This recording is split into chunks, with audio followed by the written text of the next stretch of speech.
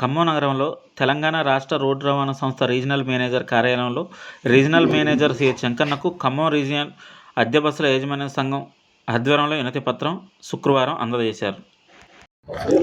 అనంతరం ఏర్పాటు చేసిన విలేకరుల సమావేశంలో ఉమ్మడి ఖమ్మం జిల్లా అధ్యక్షులు నకరికట్టి సత్యంబాబు, చంద్ర రామకృష్ణ మాట్లాడుతూ ప్రభుత్వం ప్రవేశపెట్టిన మహాలక్ష్మి పథకం వలన అద్దె బస్సులకు తీవ్ర నష్టం జరుగుతుందని, మహాలక్ష్మి పథకం రాకముందు బస్సులో 50 నుంచి 60 మంది కెపాసిటీతో నడిచేవని, ఈ పథకం ద్వారా కెపాసిటీ మించి జనం ప్రయాణం చేస్తున్నారని వాపోయారు. మేము ఆర్ఎం గారికి ఈరోజు ఒక మెమోరాండం ఇవ్వడం జరిగింది.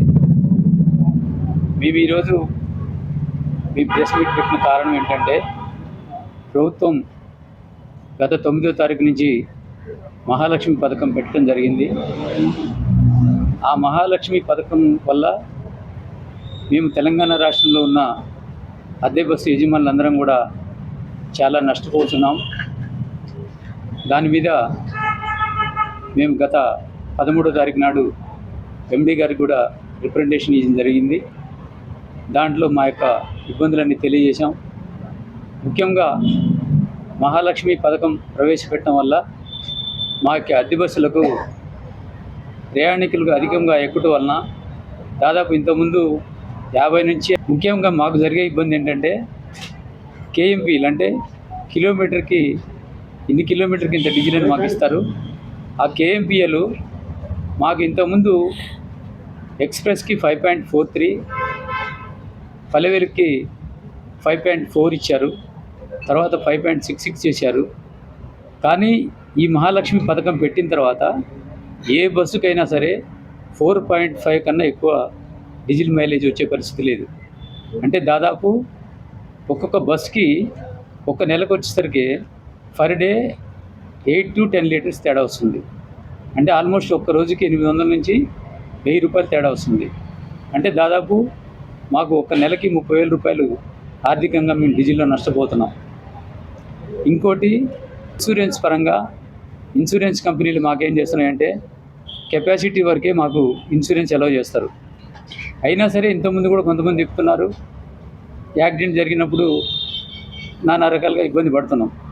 కానీ ఇప్పుడు అధికంగా ఎక్కడం వల్ల మాకు ఇన్సూరెన్స్ వచ్చే పరిస్థితి ఉండదు, బస్సుకు కూడా ఇన్సూరెన్స్ వస్తే పరిస్థితి ఉండదు. దాన్ని కూడా మేము ఏంటంటే ప్రభుత్వాన్ని డిమాండ్ చేసేది ఏంటంటే, ఎంతమంది ప్రయాణికులు ఎక్కితే అంతమందికి ఇన్సూరెన్సు ప్లస్ బస్కి కూడా వచ్చే విధంగా మాకు రావాలని చెప్పి ప్రభుత్వాన్ని డిమాండ్ చేయడం జరుగుతుంది. పేరు రవి, ఖమ్మం జిల్లా ఎయిర్ బస్ ఓనర్స్ అసోసియేషన్ సెక్రటరీని. ఈరోజు ముఖ్యంగా ఇక్కడ రావడానికి కారణం ఏంటంటే, మహాలక్ష్మి స్కీమ్ కింద మేము ఎప్పుడూ కూడా గవర్నమెంట్కి ఏ రోజైనా సరే మేము అనుకూలంగానే ఉంటాము, సానుకూలంగానే పనిచేస్తాము.